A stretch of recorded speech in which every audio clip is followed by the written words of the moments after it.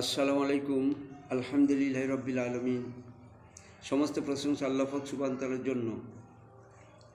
শ্রদ্ধেয় স্নেহের ভাই সব, আমার মা বোনেরা, এখন যে ভিডিওটা আমরা বানাচ্ছি সেটা হলেই আমাদের মধ্যে যে ভুল সমস্যাটা লুকিয়ে আছে সেটাকে দূর করার জন্য।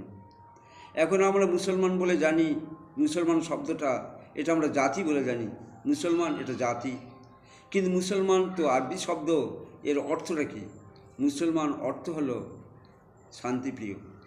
তো শান্তিপ্রিয় যে শান্তি ভালোবাসে সে মুসলমান অন্তর্ভুক্ত হয়ে যাবে। এইবার সেই মুসলমান হিসেবে টিকে থাকতে গেলে আমাদের আখির নবী মোহাম্মদ রাসূলুল্লাহ সাল্লাল্লাহু আলাইহি ওয়াসাল্লামের তরিকা অনুপাতে চলতে হবে।